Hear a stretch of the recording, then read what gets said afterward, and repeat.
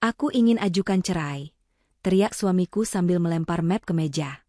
Dia tertawa puas, karena dia pikir jika menceraikanku hari ini, besok uang hasil bisnis senilai 800 juta akan cair ke rekening pribadinya tanpa harus dibagi denganku. Aku hanya tersenyum tipis dan menjawab, "Baik mas, kalau itu yang kamu mau." Tapi dia tidak tahu, 1 jam setelah aku tanda tangan, senyum kemenangannya akan berubah menjadi tangisan darah. Karena satu dokumen rahasia ini akan membuatnya menjadi gelandangan dalam 24 jam.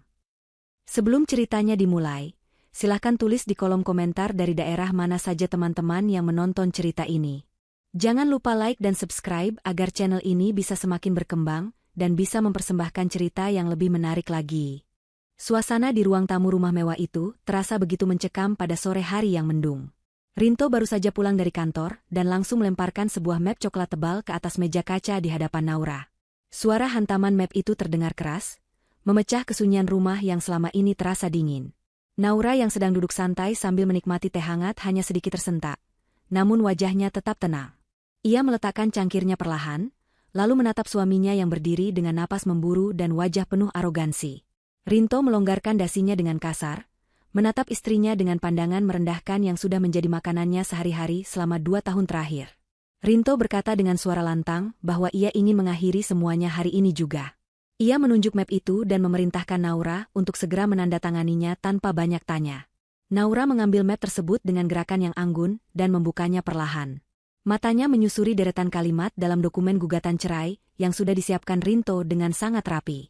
Di sana tertulis bahwa Rinto mengajukan talak 1 dan menuntut perpisahan secara resmi. Rinto mengamati istrinya dengan senyum sinis. Dalam hati Rinto bersorak kegirangan, karena ia merasa langkahnya sudah sangat tepat. Besok adalah tanggal pencairan dana hasil investasi bisnis keluarga senilai 800 juta rupiah. Rinto berpikir bahwa jika ia menceraikan Naura hari ini, maka besok saat uang itu cair, statusnya sudah bukan lagi suami Naura secara agama maupun hukum jika prosesnya dipercepat, sehingga uang itu bisa ia klaim sebagai harta pribadinya, atau setidaknya ia bisa menyembunyikannya dari Naura. Rinto merasa sangat cerdas setelah merencanakan ini bersama selingkuhannya yang bernama Cindy. Rinto tidak sabar melihat Naura menangis atau memohon di kakinya seperti wanita lemah pada umumnya.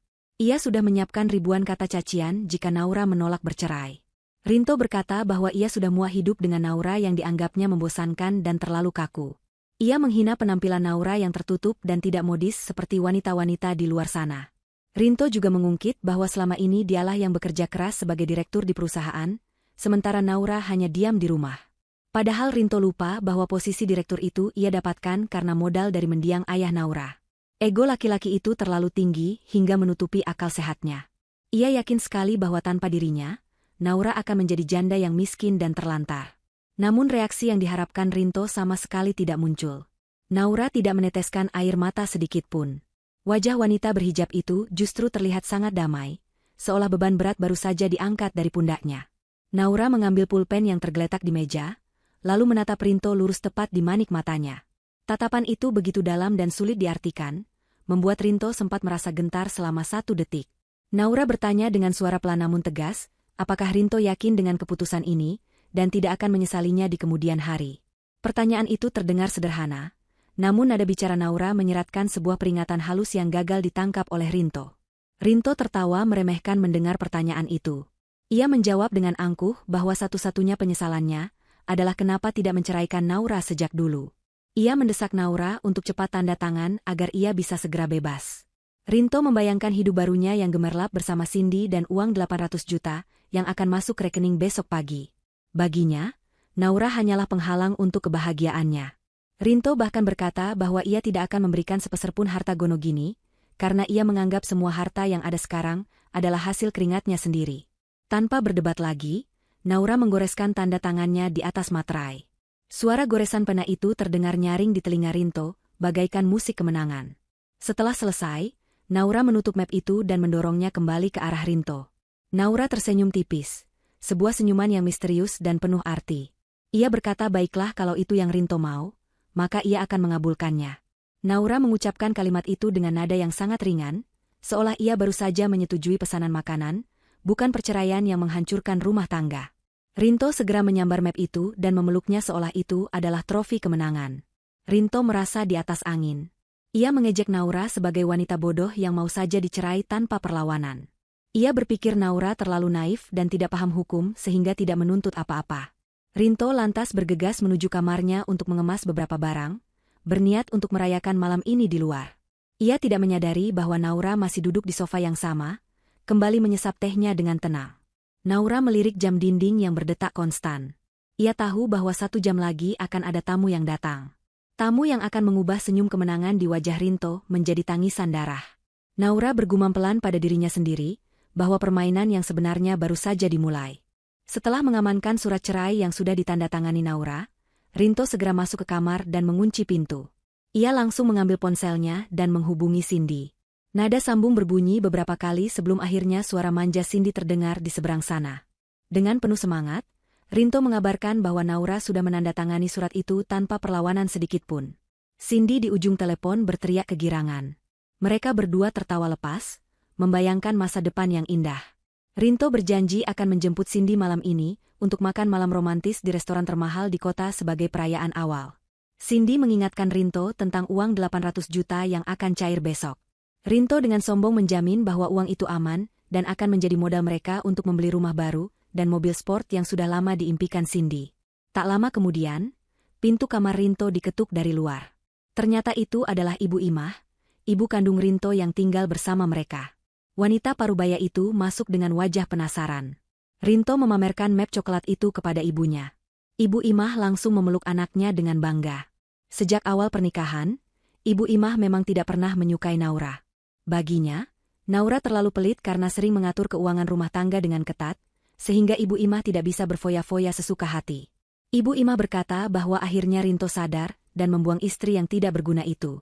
Ibu Imah juga sudah membayangkan akan mendapatkan bagian dari uang 800 juta itu untuk membeli perhiasan emas dan merenovasi rumahnya di kampung agar bisa pamer kepada tetangga. Rinto dan Ibu Imah kemudian keluar menuju ruang tengah. Mereka melihat Naura masih duduk di sana, seolah tidak terjadi apa-apa. Rinto merasa risih melihat ketenangan Naura. Ia sengaja membesarkan volume suaranya saat berbicara dengan ibunya, membahas rencana liburan ke luar negeri bulan depan. Tujuannya jelas untuk memanas-manasi Naura. Rinto ingin melihat Naura hancur, menangis, atau marah. Namun Naura tetap diam, sibuk dengan majalah bisnis yang sedang dibacanya. Sikap acuh tak acuh Naura membuat Rinto kesal. Ia mendekati Naura dan berkata bahwa Naura harus segera angkat kaki dari rumah ini setelah uang cair besok. Karena rumah ini adalah rumah dinas direktur dan Naura sudah bukan istri direktur lagi. Tepat saat Rinto menyelesaikan kalimat hinaannya, bel rumah berbunyi nyaring. Rinto mengerutkan kening, heran siapa yang bertamu di waktu sore menjelang malam seperti ini. Ia berpikir mungkin itu adalah kurir paket atau teman kantornya. Dengan langkah gontai tapi sombong, Rinto berjalan menuju pintu utama dan membukanya. Di hadapannya berdiri seorang pria parubaya yang mengenakan setelan jas formal yang sangat rapi, lengkap dengan tas kerja kulit di tangannya. Pria itu adalah Pak Rizwan, pengacara senior kepercayaan keluarga besar Naura yang sudah mengurus bisnis keluarga mereka selama puluhan tahun. Rinto yang melihat Pak Rizwan langsung tersenyum lebar. Ia mengira kedatangan Pak Rizwan adalah untuk menyerahkan dokumen pencairan dana 800 juta itu lebih awal. Rinto mempersilakan Pak Rizwan masuk dengan ramah yang dibuat-buat. Ia bahkan memanggil Ibu Imah untuk membuatkan minum bagi tamu agung pembawa uang ini. Pak Rizwan masuk dengan wajah datar tanpa ekspresi. Ia tidak membalas senyuman Rinto. Tatapan matanya tajam dan dingin, langsung tertuju pada Naura yang masih duduk tenang di sofa. Pak Rizwan mengangguk hormat kepada Naura, lalu duduk di kursi tunggal yang berhadapan dengan Rinto. Rinto yang sudah tidak sabar langsung bertanya, apakah cek pencairan dananya sudah siap. Ia berkata bahwa ia siap menandatangani kwitansi penerimaan sekarang juga. Ibu Imah datang membawa minuman dengan wajah berseri-seri, matanya berbinar melihat tas kulit yang dibawa Pak Rizwan, mengira isinya adalah tumpukan uang. Namun, Pak Rizwan tidak menyentuh minuman itu. Ia meletakkan tasnya di meja, membukanya perlahan, dan mengeluarkan sebuah dokumen tebal berlabel Perjanjian Kerjasama Investasi Keluarga. Pak Rizwan memulai pembicaraan dengan suara berat dan berwibawa. Ia bertanya untuk memastikan apakah benar Rinto baru saja menjatuhkan talak dan menyepakati perceraian dengan Naura hari ini. Rinto dengan bangga mengiyakan dan menunjukkan map coklat berisi surat cerai yang sudah ditandatangani itu sebagai bukti. Rinto berkata bahwa itu adalah keputusan final dan tidak bisa diganggu-gugat. Pak Rizwan mengangguk pelan, lalu berkata bahwa kedatangannya bukan untuk menyerahkan uang, melainkan untuk membacakan konsekuensi hukum atas tindakan Rinto tersebut berdasarkan kontrak yang pernah ditandatangani Rinto 5 tahun lalu. Rinto mulai merasa ada yang tidak beres. Jantungnya berdegup lebih kencang saat melihat ekspresi Pak Rizwan yang begitu serius. Pak Rizwan membuka halaman 20 dari dokumen itu dan mulai membaca dengan lantang. Ia membacakan pasal tentang pembagian hasil usaha. Di sana tertulis jelas bahwa pencairan dana dividen atau bagi hasil senilai 800 juta rupiah hanya dapat diberikan kepada pihak kedua, yaitu Rinto, apabila status pernikahannya dengan pemilik modal utama, yaitu Naura, masih utuh dan harmonis saat dana dicairkan. Wajah Rinto yang tadinya merah padam karena kegirangan mendadak berubah menjadi pucat pasi. Ia ternganga, mencoba mencerna kalimat itu. Pak Rizwan melanjutkan bacaannya tanpa memberi jeda bagi Rinto untuk menyela. Ia membacakan klausul selanjutnya yang lebih mematikan. Klausul itu berbunyi bahwa jika pihak suami mengajukan perceraian 1 hari atau dalam kurun waktu sebelum dana cair, maka hak atas dana tersebut dinyatakan hangus ketika dan uang sepenuhnya kembali ke pemilik modal yaitu Naura. Selain itu, jabatan Rinto sebagai direktur otomatis dicabut secara tidak hormat karena dianggap melanggar komitmen integritas keluarga. Ibu Imah yang mendengar itu menjatuhkan nampan yang dipegangnya. Gelas pecah berantakan di lantai, seirama dengan hancurnya angan-angan mereka. Rinto gemetar hebat, keringat dingin mengucur deras di pelipisnya. Ia mencoba membela diri, mengatakan bahwa ia tidak pernah membaca pasal itu sebelumnya. Ia berteriak bahwa ini curang dan tidak adil. Namun Pak Rizwan dengan tenang menunjukkan tanda tangan Rinto di atas materai pada halaman tersebut, bukti bahwa Rinto menyetujuinya 5 tahun lalu saat ia terlalu nafsu menerima modal usaha tanpa membaca detail perjanjiannya. Rinto menoleh ke arah Naura, berharap istrinya itu akan membela atau setidaknya membatalkan perceraian ini. Namun Naura hanya menatapnya dengan pandangan dingin, senyum tipis yang sama masih menghiasi bibirnya, seolah menikmati setiap detik kehancuran suaminya. Kepanikan melanda seluruh tubuh Rinto seakan-akan pasokan oksigen di ruangan itu mendadak hilang. Ia menatap Pak Rizwan dengan mata melotot, berharap pengacara tua itu hanya sedang membuat lelucon yang sangat buruk. Namun wajah Pak Rizwan tetap datar, dingin, dan serius, tanpa ada tanda-tanda sedang bercanda. Rinto berusaha menyangkal kenyataan itu dengan suara bergetar. Ia berteriak bahwa itu tidak mungkin terjadi, karena ia adalah suami sah Naura saat uang itu dihitung keuntungannya. Ia merasa berhak atas kerja kerasnya selama 5 tahun ini membesarkan perusahaan. Rinto mulai mengoceh tidak karuan, menyalahkan Naura yang dianggapnya sengaja menjebaknya. Ia menuduh Naura sebagai istri licik yang memanipulasi dokumen. Padahal, dokumen itu murni dibuat untuk melindungi aset warisan ayah Naura dari pihak luar yang tidak bertanggung jawab, dan Rinto sendiri yang meremehkan isinya dulu. Pak Rizwan tidak mempedulikan amukan Rinto. Dengan gerakan tenang, ia membalik halaman dokumen itu ke bagian selanjutnya. Suara kertas yang dibalik terdengar sangat menyakitkan di telinga Rinto. Pak Rizwan kembali berbicara, kali ini nadanya lebih menekan. Ia berkata bahwa berita buruknya belum selesai. Selain pembatalan pencairan dana 800 juta rupiah, ada klausul tambahan mengenai fasilitas perusahaan. Karena Rinto telah resmi mengajukan cerai dan otomatis diberhentikan dari jabatannya sebagai direktur akibat pelanggaran etika keluarga, maka seluruh fasilitas yang melekat pada jabatan itu harus dikembalikan. Pak Rizwan menyebutkan bahwa rumah mewah yang mereka tempati saat ini dan mobil Pajero Sport yang biasa dikendarai Rinto adalah aset perusahaan, bukan milik pribadi. Rinto mundur selangkah, kakinya terasa lemas seperti jeli. Ia menatap sekeliling ruang tamu yang mewah itu, tempat ia biasa menjamu teman-temannya dengan sombong. Ia tidak pernah menyangka bahwa rumah ini bisa diambil kembali darinya dalam sekejap mata. Pak Rizwan melanjutkan dengan tegas bahwa Rinto dan Ibu Imah diberikan waktu 1 kali 24 jam untuk mengosongkan rumah tersebut. Kunci mobil dan STNK juga harus diserahkan kepada Pak Rizwan malam ini juga tanpa kecuali. Jika mereka menolak atau mencoba membawa kabur aset tersebut, Pak Rizwan tidak akan segan-segan membawa polisi dengan tuduhan penggelapan aset perusahaan. Ancaman itu terasa nyata dan menakutkan bagi Rinto yang pengecut. Belum sempat Rinto mencerna kehancuran itu, Pak Rizwan memberikan pukulan terakhir yang paling mematikan. Ia membacakan poin tentang dendawan prestasi dan hasil audit internal yang dilakukan diam-diam oleh Naura selama 3 bulan terakhir. Ternyata Naura sudah lama mengetahui bahwa Rinto sering memanipulasi laporan keuangan kecil-kecilan untuk membiayai gaya hidup mewahnya dan memberikan uang bulanan kepada Ibu Imah.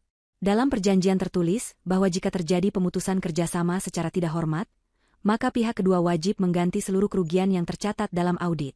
Pak Rizwan menyebutkan angka 200 juta rupiah sebagai total kerugian yang harus diganti tunai oleh Rinto. Jika tidak dibayar dalam tempo 1 bulan, maka Rinto akan digugat secara pidana atas tuduhan korupsi dana perusahaan.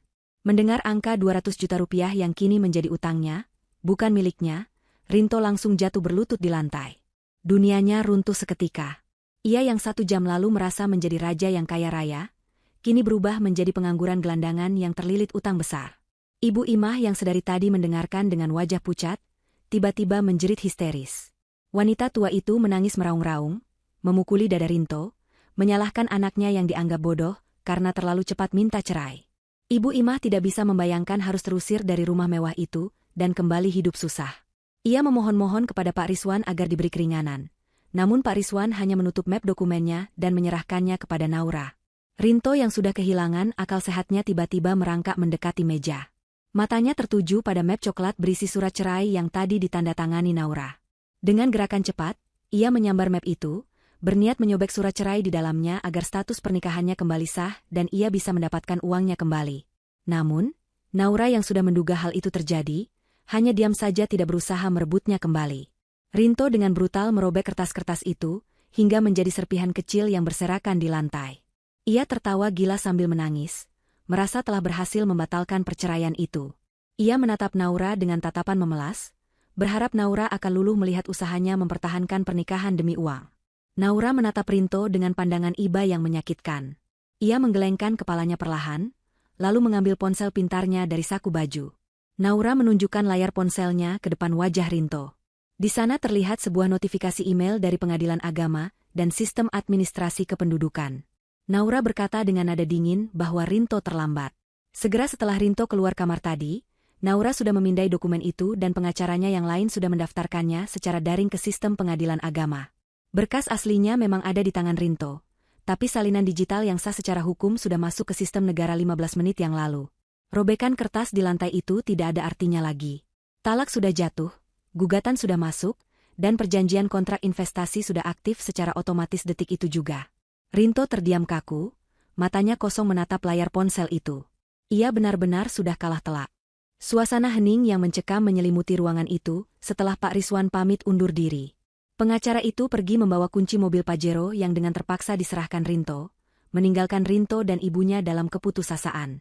Rinto masih duduk bersimpuh di lantai karpet, dikelilingi sobekan kertas yang sia-sia.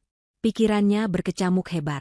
Bayangan uang 800 juta yang melayang, rumah yang harus dikosongkan besok, dan utang 200 juta yang menanti, membuat kepalanya serasa mau pecah. Ia menatap Naura yang kini berdiri dan merapikan jilbabnya, bersiap masuk ke kamar utamanya. Dengan sisa tenaga dan harga diri yang sudah hancur lebur, Rinto merangkak mendekati kaki Naura. Ia memeluk kaki wanita yang baru saja diceraikannya itu dengan erat. Rinto menangis terseduh-seduh, air matanya membasahi pakaian Naura. Ia mulai meracau memohon ampun. Rinto bersumpah bahwa ia hilaf dan digoda setan. Ia berjanji akan berubah menjadi suami yang baik, penurut, dan tidak akan pernah selingkuh lagi asalkan Naura mau mencabut gugatan cerai itu dan membatalkan denda perusahaan. Rinto bahkan rela bersujud mencium kaki Naura, sesuatu yang tidak pernah ia lakukan seumur hidupnya. Ia menggunakan segala kata manis yang dulu pernah ia gunakan untuk merayu Naura saat pertama kali melamar kerja. Namun Naura tidak bergeming. Hatinya yang dulu lembut kini telah membeku karena pengkhianatan yang berulang. Ia menatap ubun-ubun Rinto dengan tatapan jijik. Naura teringat bagaimana Rinto menghinanya 1 jam yang lalu, bagaimana suaminya itu dengan bangga akan pergi bersama wanita lain. Naura menghentakkan kakinya hingga pegangan Rinto terlepas. Ia berkata dengan suara yang menusuk tulang bahwa kesempatan itu sudah habis. Naura menegaskan bahwa ia bukan lagi istri Rinto, melainkan mantan atasan yang sedang menagih utang. Naura mengingatkan Rinto untuk segera mengemasi barang-barangnya, karena besok pagi tim keamanan perusahaan akan datang untuk memastikan rumah ini kosong. Naura lalu melangkah pergi masuk ke kamarnya dan mengunci pintu, meninggalkan Rinto yang meraung memanggil namanya. Di tengah keputusasaan itu, Rinto teringat pada Cindy. Ia merogoh sakunya dan mengambil ponsel dengan tangan gemetar. Harapan satu-satunya sekarang adalah Cindy. Rinto berpikir mungkin Cindy masih mau menerimanya karena cinta, bukan karena uang. Ia mencoba menipu dirinya sendiri. Rinto menekan nomor Cindy. Panggilan tersambung.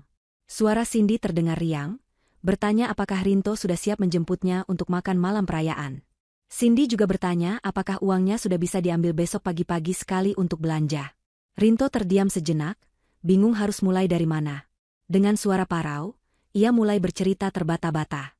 Ia mengatakan bahwa ada sedikit masalah teknis dengan pencairan uangnya. Rinto mengaku bahwa ia melakukan kesalahan fatal dalam proses perceraian, sehingga uang 800 juta itu batal cair. Ia juga dengan jujur mengatakan bahwa mobil dan rumahnya disita, dan kini ia tidak punya tempat tinggal. Namun Rinto buru-buru menambahkan bahwa ia akan mencari kerja keras dan berjanji akan membahagiakan Cindy meski mulai dari nol. Ia memohon agar Cindy mau menampungnya malam ini di apartemen wanita itu. Hening sejenak di ujung telepon. Suara riang Cindy mendadak lenyap, digantikan oleh nada bicara yang ketus dan tajam. Cindy bertanya untuk memastikan apakah benar Rinto tidak memegang uang sepeser pun dan justru punya utang. Ketika Rinto mengiyakan dengan lemas, Cindy langsung tertawa sinis. Wanita itu memaki Rinto dengan kata-kata kasar. Cindy berkata bahwa ia mau menjadi selingkuhan Rinto hanya karena mengincar uang hasil bisnis keluarga Naura, bukan karena Rinto tampan atau hebat. Cindy menegaskan bahwa ia tidak sudi menampung pengangguran miskin yang akan menjadi beban hidupnya. Cindy berkata bahwa hubungan mereka putus detik ini juga. Rinto berusaha membujuk, memanggil-manggil nama sayang mereka, tapi Cindy tidak peduli. Cindy berkata bahwa ia sudah memblokir nomor Rinto, dan tidak ingin melihat wajah Rinto lagi. Sambungan telepon terputus begitu saja. Rinto mencoba menelepon kembali berkali-kali, namun nomornya benar-benar sudah tidak bisa dihubungi. Ponsel di tangan Rinto terjatuh ke lantai. Ia benar-benar sendirian sekarang. Istri yang tulus sudah ia buang. Selingkuhan yang ia banggakan ternyata hanya benalu, dan harta yang ia kejar ternyata hanya fata morgana. Ibu Imah yang sejak tadi hanya menangis di sofa, kini bangkit dengan wajah marah. Bukannya menenangkan anaknya, ia malah memukul punggung Rinto. Ibu Imah menyalahkan Rinto yang dianggap tidak becus mengurus harta istri. Ibu Imah meratapi nasibnya yang harus terusir dan malu pulang ke kampung tanpa membawa kesuksesan. Pertengkaran hebat terjadi antara ibu dan anak itu di ruang tengah, saling menyalahkan atas keserakahan mereka sendiri. Malam itu, di rumah mewah yang sebentar lagi bukan milik mereka, Rinto dan ibunya menghabiskan waktu dengan mengemasi baju-baju mereka ke dalam koper usang sambil diringi air mata penyesalan yang terlambat. Di luar, hujan mulai turun deras, seolah alam pun menolak kehadiran mereka yang akan segera menjadi gelandangan. Fajar menyingsing di ufuk timur, membawa cahaya matahari pagi yang biasanya menghangatkan, namun kali ini terasa seperti sorotan lampu interogasi bagi penghuni rumah mewah di Jalan Kenanga itu. Bagi Naura, pagi ini adalah pagi paling cerah dalam 5 tahun terakhir hidupnya. Ia bangun lebih awal dari biasanya, menunaikan ibadah subuh dengan khusyuk yang luar biasa lama, menumpahkan segala rasa syukur atas kekuatan hati yang diberikan Tuhan kepadanya. Setelah selesai, ia duduk di tepi ranjangnya, menatap layar ponsel yang baru saja bergetar pendek. Sebuah notifikasi dari bank muncul di layar. Angka 800 juta rupiah, hasil pembagian keuntungan investasi bisnis keluarga periode 5 tahunan, telah resmi masuk rekening pribadinya. Tidak ada 1 rupiah pun yang mampir ke rekening Rinto. Senyum kepuasan terukir di bibir Naura. Ini bukan semata-mata soal uang, melainkan soal keadilan yang ditegakkan. Haknya telah kembali utuh, dan parasit yang selama ini menggerogoti hidupnya telah resmi dipangkas. Naura melangkah keluar kamar dengan perasaan ringan, siap menghadapi drama terakhir pengusiran yang akan terjadi pagi ini. Di sisi lain rumah, suasana kamar tamu tempat Rinto dan Ibu Imah mengungsi semalam terasa begitu suram dan berantakan. Koper-koper berisi pakaian berserakan di lantai dengan resleting yang belum tertutup sempurna. Rinto duduk di sudut ruangan dengan mata merah dan bengkak karena tidak tidur semalaman. Pikirannya kacau balau, dihantui oleh bayangan kemiskinan yang sudah menanti di depan mata. Ia masih berharap ini semua hanya mimpi buruk dan saat ia bangun nanti, ia masih menjadi direktur terhormat yang disegani banyak orang. Namun, suara langkah kaki tegas dari ruang tamu membuyarkan lamunannya. Suara itu bukan langkah kaki Naura yang lembut, melainkan langkah kaki sepatu bot dari beberapa orang. Rinto melihat jam dinding, jarum jam menunjukkan pukul 8 pagi tepat. Waktu eksekusi telah tiba. Jantungnya berdegup kencang, memompa rasa takut ke seluruh pembuluh darahnya. Rinto dan Ibu Imah diseret keluar dari lamunan mereka oleh suara ketukan pintu yang keras dan tidak sabar. Saat Rinto membuka pintu kamar, ia melihat pemandangan yang meruntuhkan sisa harga dirinya. Di ruang tengah, Pak Rizwan sudah berdiri tegap didampingi oleh 4 orang petugas keamanan berseragam lengkap dan 2 orang staf audit aset perusahaan. Mereka tidak datang untuk bernegosiasi, mereka datang untuk melakukan penyitaan. Wajah Pak Rizwan tampak segar dan profesional, sangat kontras dengan wajah Rinto yang kusut dan berminyak. Tanpa basa-basi, Pak Rizwan memerintahkan stafnya untuk mulai memeriksa seluruh aset yang ada di dalam rumah sesuai dengan daftar inventaris perusahaan. Ia menegaskan bahwa Rinto hanya diperbolehkan membawa barang-barang pribadi seperti pakaian dan perlengkapan mandi. Segala sesuatu yang dibeli menggunakan uang perusahaan atau kartu kredit perusahaan wajib ditinggalkan. Kepanikan mulai melanda Ibu Imah. Wanita tua itu dengan panik mencoba memasukkan sebuah penanak nasi digital yang mahal ke dalam tas jinjingnya. Ia juga berusaha menyelipkan beberapa toples kristal hiasan meja ke dalam tumpukan baju. Namun, mata jeli salah satu staf audit menangkap basah tindakannya. Staf itu dengan sopan namun tegas meminta Ibu Imah untuk mengeluarkan barang-barang tersebut, karena itu tercatat sebagai aset dekorasi rumah dinas direksi. Ibu Imah berteriak marah, ia memaki-maki staf tersebut sebagai maling yang tidak punya hati. Ia bersikeras bahwa barang-barang itu adalah miliknya karena ia yang memilihnya di toko. Keributan itu memancing Naura keluar dari kamarnya. Naura berdiri di lantai atas, memandang ke bawah layaknya seorang ratu yang sedang melihat rakyat jelata yang membangkang. Dengan suara tenang yang menggema di seluruh ruangan, Naura menjelaskan bahwa semua perabot itu dibeli menggunakan tagihan perusahaan yang selama ini diklaim Rinto sebagai biaya operasional kantor, jadi secara hukum itu adalah milik perusahaan, bukan milik pribadi Ibu Imah. Rinto yang merasa malu setengah mati mencoba menenangkan ibunya, namun ia sendiri juga tidak luput dari pemeriksaan. Tas kerjanya diperiksa, dan laptop keluaran terbaru yang ada di dalamnya disita oleh staf IT karena mengandung data perusahaan. Bahkan jam tangan mewah yang melingkar di pergelangan tangan Rinto diminta untuk dilepas karena faktanya jam itu dibeli sebagai hadiah relasi bisnis, menggunakan dana kantor 2 tahun lalu. Rinto merasa seperti ditelanjangi di rumahnya sendiri. Setiap barang mewah yang ia banggakan satu persatu dilucuti darinya, menyisakan dirinya yang hanya seorang lelaki biasa tanpa atribut kekayaan. Ia mencoba melirik Naura, memohon belas kasihan lewat tatapan matanya, berharap ada sisa cinta yang bisa menyelamatkannya dari kehinaan ini. Tapi Naura hanya menatapnya datar, seolah Rinto adalah orang asing yang tidak pernah berbagi tempat tidur dengannya. Proses pengosongan rumah itu berlangsung cepat dan menyakitkan. Dalam waktu kurang dari 1 jam, semua barang pribadi Rinto dan ibunya sudah menumpuk di teras depan. Rumah itu kini kembali rapi, bersih dari jejak-jejak Rinto, siap untuk memulai babak baru. Pak Rizwan menyerahkan sebuah amplop kepada Rinto. Dengan tangan gemetar, Rinto menerimanya, berharap itu adalah pesangon atau uang kerahiman. Namun saat dibuka, isinya adalah tagihan rinci atas kerusakan beberapa perabot dan biaya pembersihan yang akan ditambahkan ke dalam utang 200 juta yang sudah ada. Rinto meremas kertas itu dengan geram, tapi ia tidak bisa berbuat apa-apa. Pak Rizwan menunjuk ke arah gerbang, memberitahu bahwa taksi daring yang dipesan oleh perusahaan untuk mengantar mereka pergi sudah menunggu di depan. Pak Rizwan menambahkan dengan nada sinis bahwa biaya taksi itu adalah fasilitas terakhir yang diberikan perusahaan secara cuma-cuma, jadi sebaiknya Rinto bersyukur. Drama belum berakhir di situ.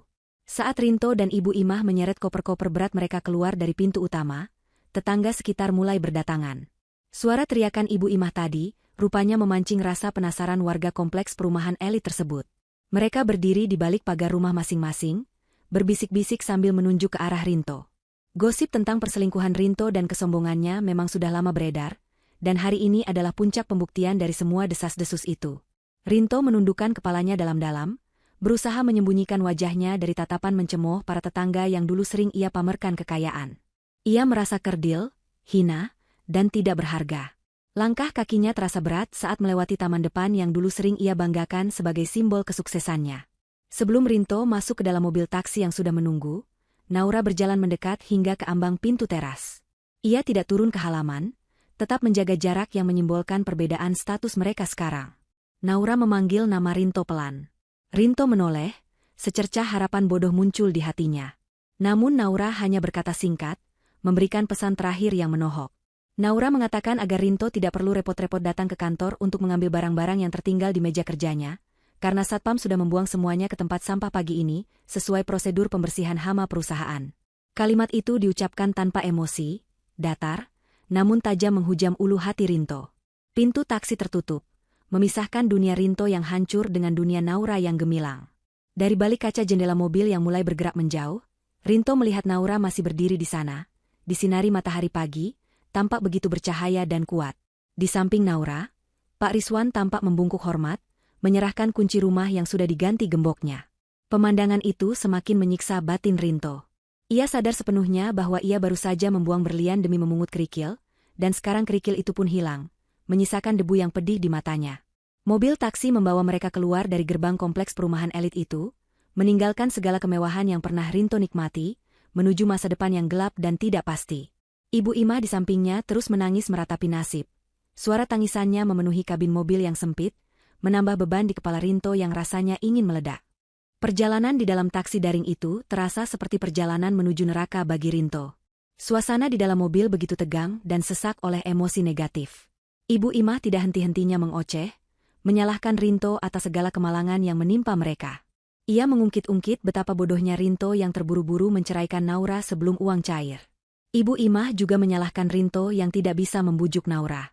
Kata-kata ibunya seperti silet yang menyayat telinga Rinto, membuatnya semakin frustrasi. Rinto mencoba membela diri, berteriak agar ibunya diam karena kepalanya sakit, namun itu justru membuat pertengkaran mereka semakin hebat. Sopir taksi yang mengemudi di depan hanya bisa diam, sesekali melirik lewat kaca spion dengan tatapan risih, ingin segera menurunkan penumpang yang berisik ini. Tujuan mereka saat ini tidak jelas. Rinto hanya meminta sopir untuk mengantar mereka ke sebuah hotel melati murah di pinggiran kota, tempat di mana sisa uang tunai di dompetnya masih cukup untuk membayar sewa kamar selama 2 atau 3 hari. Rinto tidak berani pulang ke kampung halamannya sekarang. Ia terlalu malu. Bagaimana ia bisa menjelaskan kepada kerabat di desa bahwa Rinto yang sukses, direktur perusahaan besar di kota, kini pulang sebagai pengangguran yang diusir istri dan terlilit utang? Harga dirinya yang setinggi langit tidak mengizinkannya untuk pulang dalam keadaan kalah. Ia harus mencari cara untuk bangkit, atau setidaknya bertahan hidup di kota ini, sampai ia menemukan solusi. Dan satu-satunya solusi yang terlintas di otak liciknya saat ini hanyalah Cindy. Sesampainya di kamar hotel yang sempit, pengap, dan berbau rokok, Rinto meletakkan koper-kopernya dengan kasar. Ibu Imah langsung duduk di tepi kasur yang seprainya tampak kusam, kembali menangis meratapi nasibnya yang harus tidur di tempat seburuk ini padahal semalam ia masih tidur di kasur empuk ber-AC. Rinto tidak mempedulikan ibunya. Ia mondar-mandir di dalam kamar sempit itu seperti binatang yang terperangkap. Ia mencoba menghubungi Cindy lagi, tapi hasilnya nihil. Nomornya masih diblokir. Rinto yakin Cindy hanya salah paham. Ia berpikir jika ia datang langsung dan menjelaskan situasinya, Cindy pasti akan luluh. Rinto masih memiliki kepercayaan diri yang tidak berdasar bahwa Cindy mencintainya dengan tulus, bukan karena uangnya. Ia meyakinkan dirinya sendiri bahwa kemarah Cindy semalam hanyalah emosi sesaat wanita yang sedang PMS atau kaget. Dengan tekad yang didorong oleh keputusasaan, Rinto memutuskan untuk pergi ke apartemen Cindy siang itu juga. Ia meninggalkan ibunya sendirian di hotel dengan alasan mau mencari makan dan mengurus urusan bisnis. Rinto merapikan pakaiannya yang mulai kusut, menyisir rambutnya dengan jari, berusaha terlihat serapi mungkin meskipun wajahnya yang lelah tidak bisa disembunyikan. Ia menggunakan sisa uang recehnya untuk naik ojek menuju apartemen Cindy yang terletak di pusat kota. Sepanjang perjalanan, Rinto menyusun kata-kata manis dan janji-janji palsu yang akan ia ucapkan untuk mengambil hati Cindy kembali. Ia bahkan berencana untuk berbohong bahwa ia masih memiliki aset tersembunyi yang bisa dicairkan nanti, asalkan Cindy mau menampungnya sementara waktu. Sesampainya di lobi apartemen mewah tempat Cindy tinggal, apartemen yang sewanya pun dulu sering dibantu bayar oleh Rinto menggunakan uang bonus perusahaan, Rinto langsung dihadang oleh petugas keamanan. Rupanya, akses kartunya sudah tidak berlaku. Rinto mencoba berargumen dengan satpam, mengaku sebagai tamu VIP penghuni unit 12B. Setelah perdebatan panjang, satpam akhirnya mengizinkan Rinto menunggu di lobi dan menghubungi unit Cindy melalui intercom. Jantung Rinto berdebar kencang saat menunggu. Beberapa menit kemudian, lift terbuka. Cindy keluar dari sana, tetapi penampilannya membuat Rinto ternganga. Cindy terlihat cantik, mengenakan pakaian modis, dan yang paling menyakitkan, ia sedang menggandeng lengan seorang pria lain yang tampak jauh lebih tua namun terlihat sangat kaya dengan jam tangan emas mencolok. Rinto langsung berlari menghampiri mereka, mengabaikan tatapan orang-orang di lobi. Ia memanggil nama Cindy dengan suara parau. Cindy berhenti, menatap Rinto dari ujung kaki sampai ujung kepala dengan tatapan jijik yang tidak ditutup-tutupi. Pria tua di samping Cindy menatap Rinto dengan heran, bertanya siapa laki-laki kumuh ini. Cindy dengan santai menjawab bahwa Rinto hanyalah mantan sopirnya yang sudah dipecat karena tidak becus kerja. Jawaban itu bagaikan petir di siang bolong bagi Rinto. Ia tidak percaya wanita yang selama ini memuja-mujanya tega merendahkannya sedemikian rupa di depan orang lain. Rinto berusaha meraih tangan Cindy, memohon agar Cindy mendengarkan penjelasannya dulu, mengemis cinta yang ia kira ada. Cindy menepis tangan Rinto dengan kasar. Ia mengeluarkan ponselnya dan membuka sebuah aplikasi media sosial. Dengan senyum sinis yang kejam, Cindy menyodorkan layar ponsel itu ke depan wajah Rinto. Di layar itu terpampang postingan terbaru dari akun resmi perusahaan Naura, yang sedang viral, dan menjadi trending topik. Postingan itu berupa foto Naura yang sedang tersenyum anggun sambil memegang dokumen kerjasama baru, dengan keterangan foto yang sangat menohok, membuang beban lama, menyambut rezeki baru. Alhamdulillah, dividen cair dan perusahaan kini bersih dari oknum tidak jujur. Siap melangkah lebih tinggi. Postingan itu dibanjiri ribuan komentar yang memuji kecantikan dan kesuksesan Naura, serta mencemooh oknum yang dimaksud. Meskipun nama Rinto tidak disebut secara eksplisit, semua orang tahu siapa yang dimaksud.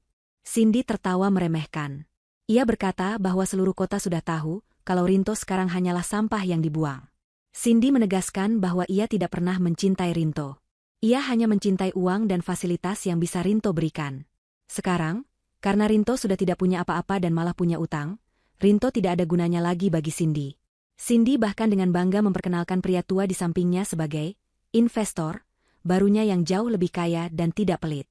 Kata-kata Cindy menelanjangi kenyataan pahit yang selama ini ditolak oleh Rinto, bahwa ia hanyalah alat, dan sekarang alat itu sudah rusak. Emosi Rinto meledak. Ia yang merasa dipermainkan dan dihina, kehilangan kendali dirinya. Rinto berteriak memaki Cindy sebagai wanita murahan dan mencoba maju untuk menyerang, atau mungkin sekadar mengguncang bahu Cindy saking frustrasinya. Namun belum sempat ia menyentuh Cindy, dua orang petugas keamanan berbadan tegap yang sudah mengawasi sejak tadi langsung menyergap Rinto. Mereka memiting lengan Rinto ke belakang dengan kuat, membuat Rinto mengerang kesakitan. Cindy hanya mengibaskan rambutnya dengan angkuh, memberi isyarat kepada satpam untuk menyingkirkan pengganggu itu dari hadapannya. Ia kemudian berlalu pergi dengan pria tua itu, tertawa renyah seolah Rinto hanyalah lalat kecil yang baru saja ditepis. Rinto diseret paksa keluar dari gedung apartemen yang dingin dan megah itu. Petugas keamanan melemparnya keluar, hingga ia jatuh tersungkur di trotoar aspal yang panas. Beberapa pejalan kaki berhenti sejenak untuk melihat pemandangan menyedihkan itu, seorang pria dengan pakaian kusut yang dilempar keluar dari gedung mewah. Rinto berusaha bangkit, lututnya terasa perih karena terparut aspal. Ia menatap gedung tinggi itu dengan pandangan nanar. Di sanalah ia menyadari bahwa topeng kehidupannya telah benar-benar hancur. Tidak ada lagi Rinto sang direktur. Tidak ada lagi Rinto sang suami idaman. Tidak ada lagi Rinto sang kekasih gelap. Yang tersisa hanyalah Rinto, seorang pecundang yang sendirian di pinggir jalan, dengan dompet kosong dan harga diri yang sudah mati. Matahari siang itu bersinar terik, membakar kulitnya, namun hatinya terasa beku, menggigil oleh ketakutan akan masa depan yang gelap gulita. Rinto berjalan gontai menyusuri lorong hotel melati yang remang-remang dan berbau apek itu. Setiap langkah kakinya terasa berat, seolah ada rantai besi yang membelenggu pergelangan kakinya. Bayang-bayang penghinaan yang baru saja ia terima dari Cindy, masih berputar-putar di kepalanya, seperti kaset rusak yang terus mengulang adegan menyakitkan. Ia membuka pintu kamar nomor 19 dengan kunci manual yang sudah agak macet. Suara engsel pintu yang berderit nyaring menyambut kedatangannya, seolah mengejek nasibnya yang kini serba sulit. Di dalam kamar sempit itu, Ibu Ima sedang duduk bersila di atas kasur tipis sambil memijat kakinya yang bengkak. Wajah ibunya tampak keruh, matanya sembab sisa menangis, dan begitu melihat Rinto masuk tanpa membawa kabar baik, raut wajah itu berubah menjadi topeng kemarahan. Belum sempat Rinto meletakkan pantatnya di kursi plastik yang ada di sudut kamar, Ibu Ima sudah memberondongnya dengan pertanyaan bernada tinggi. Ia menanyakan hasil pertemuan dengan Cindy, berharap wanita itu mau memberikan tumpangan atau pinjaman uang. Rinto hanya menggeleng lemah, tidak sanggup menceritakan detail penghinaan yang ia alami, karena itu terlalu menyakitkan bagi harga dirinya yang sudah tercabik-cabik. Melihat gelengan kepala Rinto, Ibu Imah meledak. Ia memaki Rinto sebagai laki-laki tidak berguna yang bahkan tidak bisa mengendalikan wanita simpanannya sendiri. Ibu Imah meratapi nasibnya yang harus tidur di kasur keras yang membuat punggung tuanya sakit. Ia mulai mengungkit-ungkit masa lalu, membandingkan kehidupan nyaman di rumah Naura dengan neraka dunia yang mereka alami sekarang. Di tengah omelan ibunya yang tiada henti, tiba-tiba muncul sebuah ide gila di benak Rinto. Sebuah ide yang didorong oleh keputusasaan dan penolakan untuk menerima kekalahan. Rinto memotong omelan ibunya dengan suara lantang. Ia berkata bahwa mereka tidak boleh menyerah begitu saja. Rinto yakin bahwa Naura pasti melakukan kecurangan. Ia berpendapat bahwa dokumen perjanjian yang dibacakan Pak Rizwan waktu itu pasti cacat hukum atau dimanipulasi. Rinto berusaha meyakinkan ibunya bahwa mereka masih punya peluang untuk menuntut balik Naura. Jika mereka bisa membuktikan bahwa Naura menipu atau menekan Rinto saat penandatanganan kontrak dulu, mungkin mereka bisa membatalkan denda 200 juta itu, dan bahkan menuntut sebagian harta Gonogini. Mata Ibu Imah yang tadinya redup kini berbinar licik. Harapan semu kembali muncul. Ia setuju dengan rencana Rinto. Bagi Ibu Imah, Uang Naura adalah hak anaknya juga karena Rinto sudah bekerja di sana selama 5 tahun. Mereka pun menyusun rencana nekat. Dengan sisa uang tunai terakhir dan satu-satunya gelang emas yang masih tersisa di tangan Ibu Imah, gelang yang sengaja disembunyikan saat pemeriksaan aset, mereka memutuskan untuk menyewa pengacara. Tentu saja, dengan dana yang sangat terbatas, mereka tidak bisa menyewa pengacara hebat sekelas Pak Rizwan. Mereka akhirnya menemukan seorang pengacara murah yang berkantor di sebuah ruko tua di pinggiran pasar. Pengacara itu bernama Pak Dodi, seorang pria parubaya dengan setelan jas kedodoran dan gigi kuning akibat terlalu banyak merokok. Pak Dodi dengan semangat menjanjikan kemenangan setelah mendengar cerita versi Rinto yang sudah dipelintir, di mana Rinto memosisikan diri sebagai suami yang dizalimi oleh istri yang serakah. Hari mediasi pun tiba. Rinto dan Ibu Imah datang ke kantor firma hukum tempat pertemuan diadakan. Rinto mengenakan kemeja terbaiknya yang kini tampak kusut karena tidak disetrika dengan benar, sisa dari koper yang berantakan. Ia berusaha tampil percaya diri, mengangkat dagunya tinggi-tinggi seolah ia masih seorang direktur. Di sebelahnya, Pak Dodi berjalan dengan gaya sok penting sambil menjinjing tas kulit imitasi yang sudah terkelupas di beberapa bagian. Mereka duduk di ruang rapat yang dingin, menunggu kedatangan pihak lawan. Jantung Rinto berdegup kencang, campuran antara rasa takut dan dendam yang membara. Ia membayangkan wajah Naura yang ketakutan saat dituntut, membayangkan Naura akan memohon damai dan memberinya uang pesangon. Pintu ruang rapat terbuka. Naura melangkah masuk dengan aura yang begitu berbeda. Wanita itu tampak bercahaya, tenang, dan penuh wibawa. Tidak ada sedikitpun gurat kesedihan atau penyesalan di wajahnya. Ia didampingi oleh Pak Rizwan dan 2 asisten hukum muda yang tampak cerdas dan tangkas. Naura duduk di hadapan Rinto dengan gerakan anggun, menatap mantan suaminya itu bukan dengan kemarahan, melainkan dengan tatapan datar seolah melihat orang asing yang tidak penting. Pak Rizwan membuka pertemuan dengan profesional. Menanyakan apa tujuan Rinto meminta pertemuan mediasi ini, padahal putusan cerai dan sita aset sudah final secara hukum. Pak Dodi, pengacara Rinto, langsung menyambar kesempatan.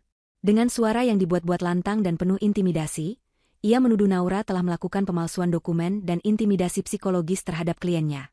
Ia menuntut agar denda 200 juta dihapuskan dan Rinto diberikan hak atas setengah dari harta yang diperoleh selama pernikahan, atau mereka akan membawa kasus ini ke pengadilan terbuka dan membongkar keburukan manajemen perusahaan Naura ke media. Rinto tersenyum miring, merasa argumen pengacaranya sangat hebat. Ia melirik Naura, berharap melihat kepanikan. Namun, Naura hanya tersenyum tipis. Ia memberi kode kepada Pak Rizwan. Pengacara senior itu dengan tenang mengeluarkan sebuah tablet, dan menyambungkannya ke layar proyektor di ruang rapat.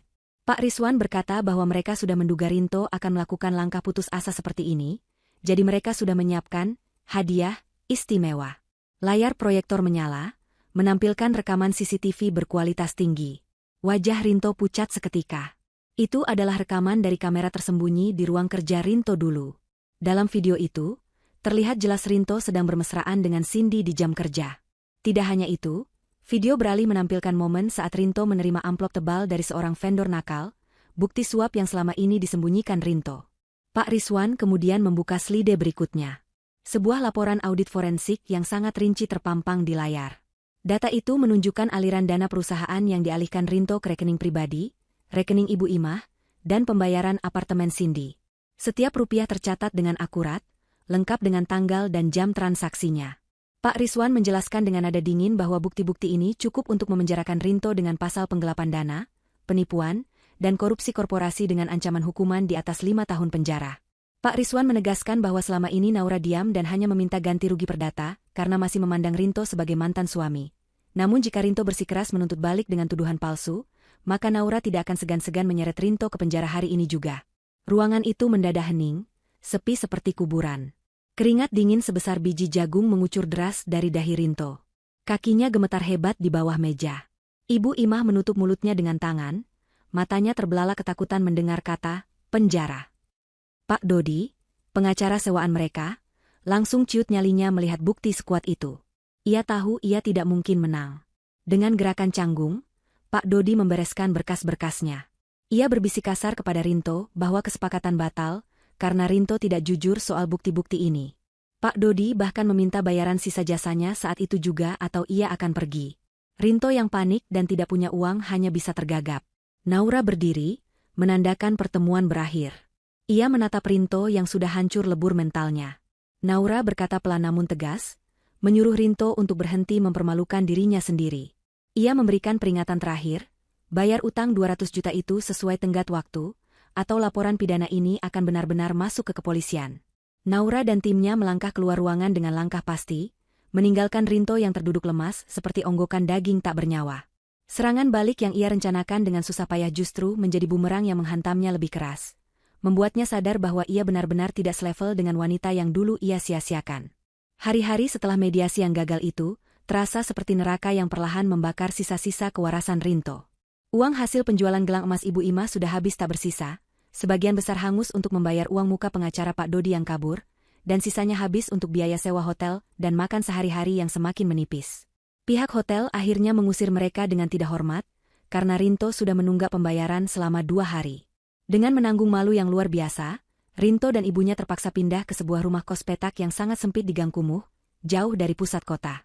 Kamar itu hanya berukuran 3 kali 3 meter, dengan dinding yang lembab dan kamar mandi luar yang harus dipakai bergantian dengan penghuni lain. Suara bising kendaraan dan teriakan tetangga menjadi musik pengantar tidur mereka setiap malam. Namun, penderitaan fisik akibat kemiskinan itu belum seberapa dibandingkan teror mental yang mulai berdatangan. Tenggat waktu pembayaran denda audit perusahaan senilai 200 juta rupiah semakin dekat. Karena Rinto tidak menunjukkan itikat baik untuk mencicil, sistem penagihan otomatis mulai bekerja. Surat peringatan hukum terus berdatangan ke alamat KTP lamanya yang kemudian diteruskan oleh pengurus RT ke nomor ponselnya. Tidak hanya itu, masalah baru muncul akibat kebodohan Rinto di masa lalu. Demi gaya hidup mewahnya bersama Cindy dulu, Rinto ternyata memiliki beberapa tagihan kartu kredit dan pinjaman daring yang selama ini ia bayar dengan cara gali lubang tutup lubang, menggunakan uang perusahaan. Sekarang, tanpa akses ke dana perusahaan, lubang itu menganga lebar dan siap menelannya. Para penagih utang atau debt collector mulai meneror. Awalnya hanya melalui telepon dan pesan singkat yang berisi ancaman kasar. Ponsel Rinto berdering ratusan kali sehari, membuatnya paranoid setiap kali mendengar nada dering. Namun, teror itu meningkat menjadi fisik. Beberapa pria berwajah garang dengan jaket kulit mulai mendatangi lokasi kos barunya, entah bagaimana mereka bisa melacak keberadaan Rinto. Mereka menggedor pintu kamar kos Rinto di tengah malam, berteriak-teriak menagih utang, membuat tetangga kos ketakutan dan pemilik kos mengancam akan mengusir Rinto jika keributan itu terus terjadi.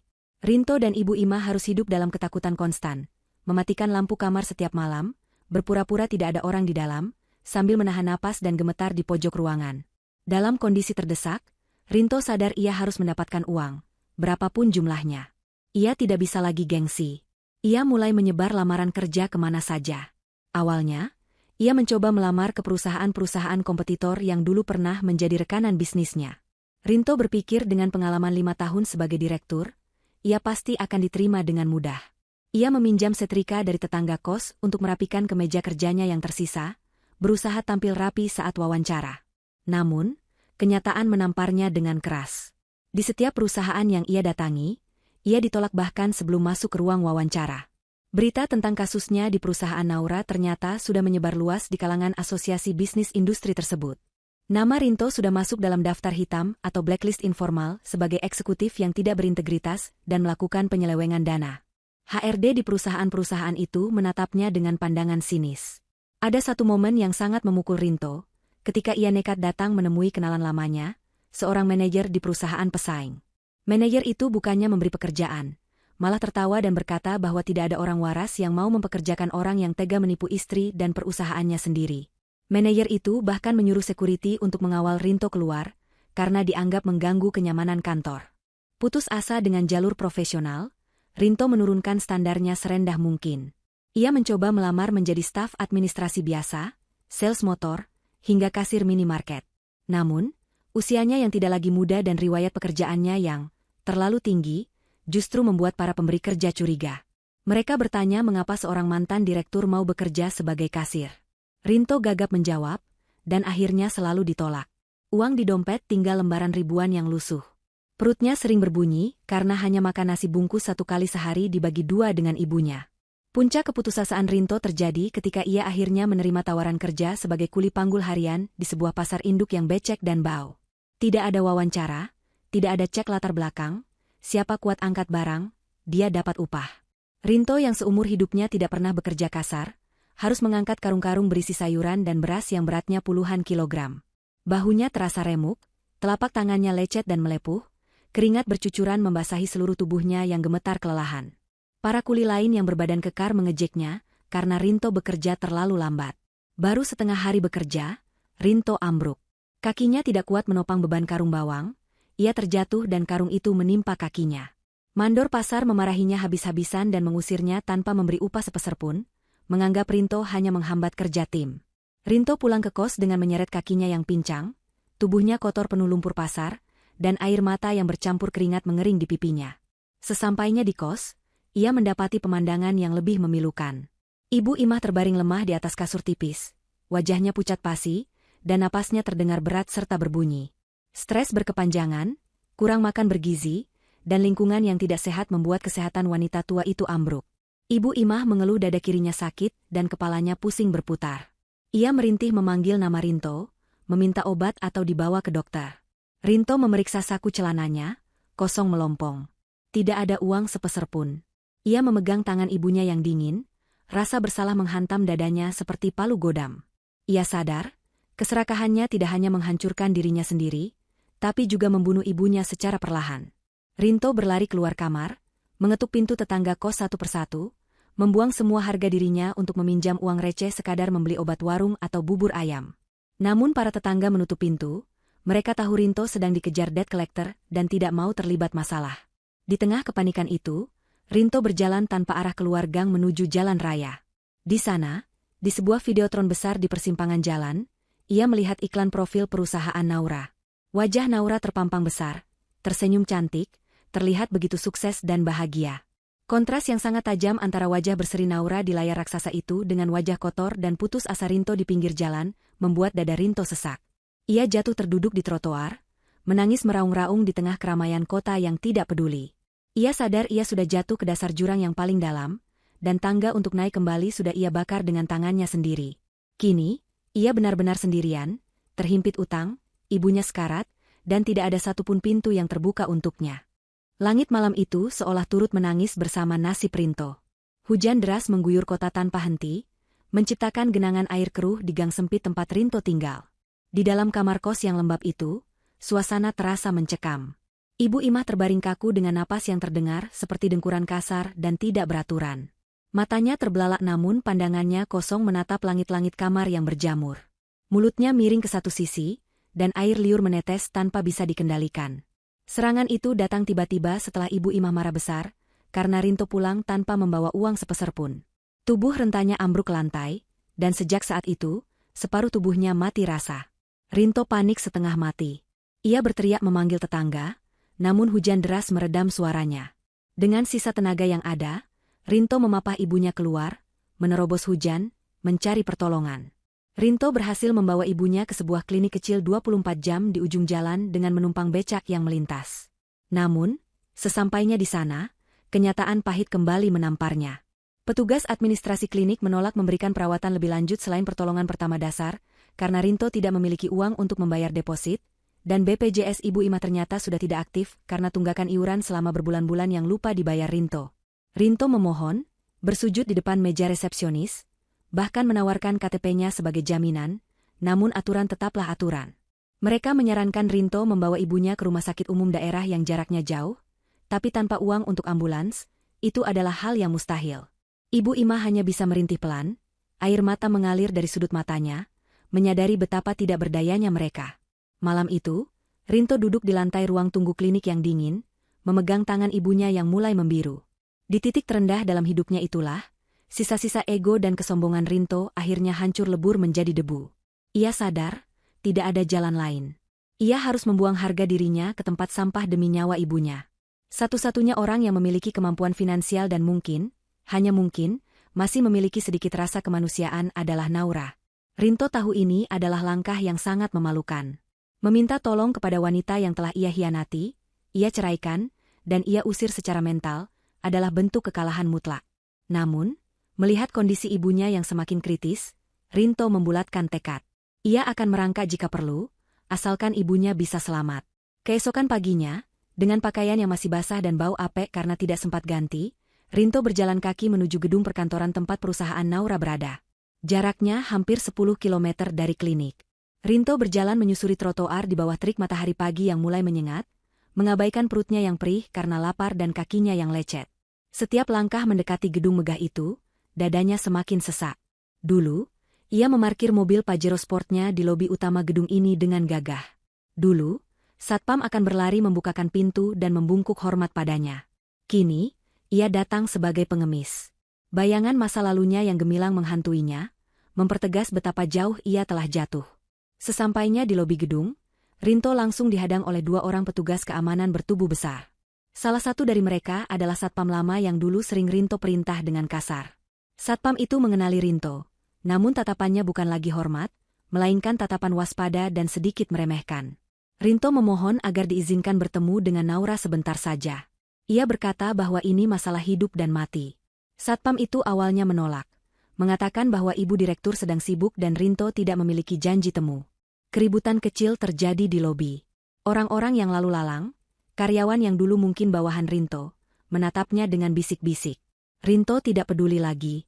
Ia berteriak memanggil nama Naura, berharap suaranya terdengar sampai ke lantai atas. Nasib baik masih sedikit berpihak padanya, atau mungkin Naura memang sedang memantau lewat CCTV. Sekretaris pribadi Naura turun ke lobi dan memberi isyarat kepada satpam untuk membiarkan Rinto masuk. Rinto digiring masuk ke dalam lift khusus karyawan, bukan lift VIP yang dulu biasa ia gunakan. Di dalam lift, Rinto melihat pantulan dirinya di cermin dinding lift. Wajahnya kusam, matanya cekung, rambutnya acak-acakan, dan kemejanya bernoda lumpur. Ia benar-benar tampak menyedihkan. Pintu lift terbuka di lantai paling atas. Suasana kantor itu terasa berbeda. Lebih hidup, lebih rapi, dan aura kesuksesan terasa sangat kental. Rinto berjalan menunduk melewati deretan meja karyawan yang sibuk bekerja, merasa seperti penyusup di istana yang dulu ia kira miliknya. Rinto dipersilakan masuk ke ruangan direktur utama. Ruangan itu dingin, harum aromaterapi lavender yang menenangkan, dan sangat luas. Di balik meja besar dari kayu jati yang mengkilap, Naura duduk dengan anggun, sedang memeriksa tumpukan berkas. Ia tidak langsung menatap Rinto saat pintu terbuka. Naura menyelesaikan tanda tangannya, menutup berkas, lalu perlahan mengangkat wajahnya. Tatapan Naura tenang, datar, dan tidak terbaca. Tidak ada kebencian yang meledak-ledak, namun juga tidak ada kehangatan. Itu adalah tatapan seorang atasan kepada orang asing yang mengganggu waktunya. Rinto berdiri gemetar di tengah ruangan, kakinya terasa lemas melihat wibawa mantan istrinya yang kini jauh di atasnya. Tanpa disuruh duduk, Rinto langsung menjatuhkan dirinya berlutut di lantai marmer yang dingin. Air matanya tumpah seketika. Dengan suara serak dan putus-putus, Rinto menumpahkan segala permohonannya. Ia menceritakan kondisi Ibu Imah yang terkena stroke dan tertahan di klinik karena biaya. Rinto bersumpah ia tidak meminta uang untuk dirinya sendiri. Ia memohon pekerjaan apa saja. Rinto rela menjadi office boy, tukang sapu, atau bahkan penjaga gudang di cabang terjauh sekalipun, asalkan ia bisa mendapatkan gaji untuk mengobati ibunya dan makan. Ia berjanji akan bekerja keras, tidak akan menuntut apa-apa, dan akan membayar utang 200 juta itu dengan memotong gajinya seumur hidup. Rinto benar-benar merendahkan dirinya serendah-rendahnya, mengakui segala kesalahannya, kebodohannya, dan kesombongannya di masa lalu. Naura mendengarkan semua racauan Rinto tanpa menyela sedikitpun. Wajahnya tetap tenang, namun ada kilatan iba yang sangat tipis saat Rinto menyebut kondisi Ibu Imah. Setelah Rinto selesai menangis dan terdiam menunggu vonis, Naura menghela napas panjang. Ia membuka laci mejanya dan mengeluarkan sebuah amplop coklat tebal yang sudah disiapkan. Naura berdiri, berjalan memutari meja, namun tetap menjaga jarak aman dari Rinto. Ia meletakkan amplop itu di atas meja tamu di dekat Rinto berlutut. Naura berkata dengan suara yang tegas namun tidak tinggi. Ia mengatakan bahwa ia sudah tahu kondisi Ibu Imah. Pihak rumah sakit ternyata sempat menghubungi nomor darurat yang tertera di data lama pasien, yang kebetulan masih nomor kantor ini. Naura memberitahu Rinto bahwa ia sudah melunasi semua biaya administrasi klinik dan biaya perawatan lanjutan untuk Ibu Imah di rumah sakit selama 3 hari ke depan. Rinto mendongak, matanya terbelalak tidak percaya. Rasa lega yang luar biasa membanjiri dadanya. Ia hendak bersujud mencium kaki Naura sebagai tanda terima kasih, namun Naura memundurkan langkahnya, menolak sentuhan itu dengan tegas. Naura mengangkat tangannya, memberi isyarat agar Rinto mendengarkan kelanjutannya. Naura berkata bahwa bantuan ini bukan karena ia masih peduli pada Rinto sebagai suami, melainkan murni sedekah kemanusiaan untuk mantan mertuanya yang sedang sakit keras. Naura menegaskan bahwa ia tidak bisa menerima Rinto bekerja di perusahaannya, di posisi apapun. Kehadiran Rinto hanya akan membawa aura negatif dan kenangan buruk bagi lingkungan kerja yang sudah ia bangun susah payah. Sebagai gantinya, Naura menunjuk amplop coklat itu. Di dalamnya, selain bukti pelunasan rumah sakit, terdapat 2 tiket bus eksekutif 1 kali jalan menuju desa asal Ibu Imah di Jawa Tengah, dan sejumlah uang tunai yang cukup untuk modal hidup sederhana di desa selama beberapa bulan pertama. Itu adalah tawaran terakhir sekaligus perintah pengusiran. Naura memberikan pilihan mutlak. Rinto harus membawa ibunya pulang ke desa setelah keluar dari rumah sakit, memulai hidup baru di sana sebagai petani atau apapun yang ia bisa, dan jangan pernah menginjakan kaki lagi di kota ini atau mencoba menghubungi Naura lagi. Jika Rinto setuju pergi, Naura akan menganggap lunas utang denda perusahaan 200 juta itu sebagai bentuk, pesangon, perpisahan abadi. Tapi jika Rinto menolak dan tetap berkeliaran di kota ini, proses hukum akan terus berjalan dan Rinto akan dipenjara. Rinto menatap amplop itu dengan tangan gemetar. Ia sadar ini adalah akhir dari segalanya. Mimpinya di kota ini sudah tamat. Dengan air mata bercucuran, Rinto mengambil amplop itu, mengangguk pelan, dan mengucapkan terima kasih dengan suara lirih. Ia bangkit berdiri, membungkuk hormat untuk terakhir kalinya pada wanita hebat yang pernah ia sia-siakan, lalu berbalik pergi meninggalkan ruangan itu, membawa serta kegagalan dan penyesalannya. 2 tahun telah berlalu sejak peristiwa pengusiran itu. Waktu terus berjalan, membawa perubahan nasib yang sangat kontras bagi setiap tokoh yang terlibat dalam drama kehidupan tersebut. Di sebuah desa terpencil di Jawa Tengah, matahari siang bersinar terik membakar punggung seorang pria yang sedang mencangkul di sawah. Pria itu adalah Rinto. Kulitnya yang dulu putih bersih terawat khas orang kantoran, kini berubah menjadi hitam legam dan kasar terbakar matahari.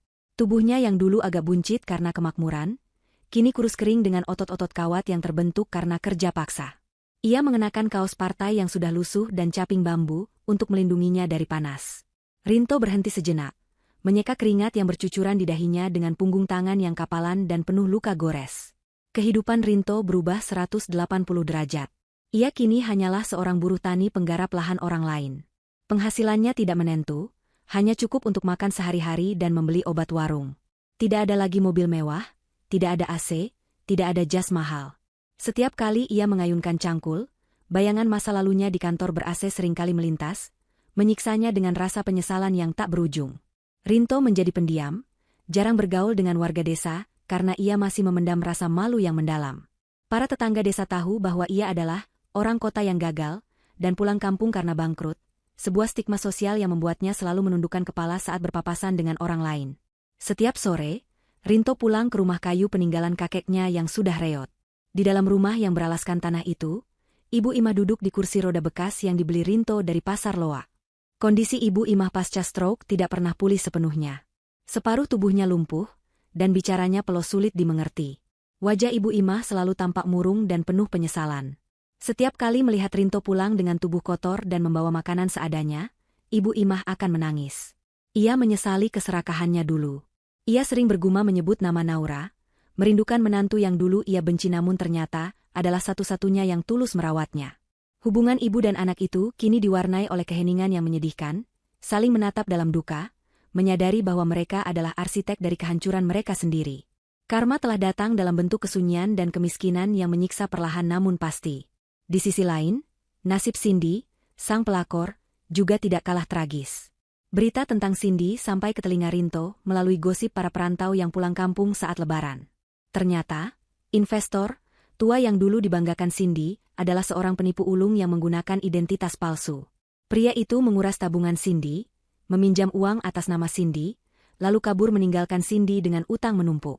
Cindy kini dikabarkan bekerja sebagai pemandu lagu di sebuah tempat karaoke pinggiran kota yang kumuh, kehilangan kecantikannya karena gaya hidup yang rusak dan stres berkepanjangan. Mendengar itu, Rinto tidak merasa senang ataupun sedih. Ia hanya merasa hampa. Menyadari betapa bodohnya ia dulu mengorbankan berlian demi wanita seperti itu. Sementara itu, ratusan kilometer jauhnya di ibu kota, suasana gemerlap sedang menyelimuti ballroom sebuah hotel bintang 5. Kilatan lampu kamera wartawan berkedip-kedip menyoroti panggung utama. Di sana, Naura berdiri tegak di balik podium, mengenakan busana muslimah modern yang sangat elegan berwarna emas lembut. Ia tersenyum cerah, memancarkan aura wanita sukses yang penuh percaya diri. Hari ini adalah hari peresmian ekspansi perusahaannya yang kini telah merambah ke pasar internasional. Naura baru saja memotong pita sebagai simbol pembukaan cabang baru di Singapura. Tepuk tangan meriah membahana dari para tamu undangan, mitra bisnis, dan karyawan yang mengaguminya. Setelah turun dari panggung, Naura disambut oleh Pak Rizwan yang kini sudah pensiun namun tetap hadir sebagai penasihat kehormatan. Di samping Pak Rizwan, berdiri seorang pria tegap berusia matang dengan senyum yang hangat dan tulus. Pria itu adalah Pak Adrian, mitra bisnis strategis Naura yang baru. Berbeda dengan Rinto yang manipulatif, Pak Adrian dikenal sebagai sosok yang jujur, religius, dan sangat menghargai kemampuan bisnis Naura. Interaksi mereka terlihat sopan namun menyiratkan kedekatan emosional yang sehat. Pak Adrian memberikan ucapan selamat dengan tatapan yang penuh kekaguman, bukan karena harta Naura, tapi karena ketangguhan karakter wanita itu. Naura membalasnya dengan senyuman tulus. Senyuman seorang wanita yang telah sepenuhnya sembuh dari luka masa lalu dan siap membuka lembaran hati yang baru jika waktunya tepat. Acara selesai. Naura memisahkan diri sejenak dari keramaian pesta. Ia berjalan menuju balkon hotel yang menghadap langsung ke panorama kota Jakarta di malam hari. Angin malam menerpa wajahnya dengan lembut. Dari ketinggian itu, ia melihat jutaan lampu kota yang berkelap-kelip seperti bintang. Pikirannya melayang sejenak ke masa lalu, teringat momen 2 tahun lalu saat ia duduk di ruang tamu menghadapi Rinto yang melempar surat cerai. Saat itu, ia mengira dunianya akan runtuh. Namun nyatanya, momen itu adalah awal dari kebangkitannya. Ia menyadari bahwa kehilangan Rinto bukanlah sebuah kehilangan, melainkan sebuah pelepasan beban berat yang selama ini menghambat langkahnya. Naura memegang gelas jus jeruk di tangannya, mengangkatnya sedikit ke arah langit malam seolah sedang bersulang dengan takdir. Hatinya terasa begitu lapang dan damai. Tidak ada dendam, tidak ada amarah, hanya rasa syukur yang mendalam. Ia telah memenangkan pertarungan tanpa harus mengotori tangannya. Keadilan telah ditegakkan oleh waktu dan semesta. Naura menarik napas panjang, menghirup udara kebebasan yang segar. Ia bergumam pelan pada dirinya sendiri, sebuah kalimat penutup untuk bab masa lalunya, "Terima kasih sudah menceraikanku, Mas Rinto. Itu adalah keputusan terbaik yang pernah kamu buat untukku, dan hadiah terindah yang pernah aku terima." Naura berbalik badan, meninggalkan balkon itu, melangkah kembali masuk ke dalam ruangan pesta yang terang benderang. Ia berjalan dengan langkah pasti menuju masa depan yang cerah, meninggalkan bayang-bayang masa lalu yang kini hanyalah cerita lama yang sudah tamat. Di desa yang gelap, Rinto menatap bulan dari jendela rumah reotnya dengan air mata penyesalan. Di kota yang terang, Naura tersenyum menyambut kebahagiaan. Keseimbangan telah pulih, karma telah tunai, dan cerita pun berakhir dengan kepuasan yang sempurna.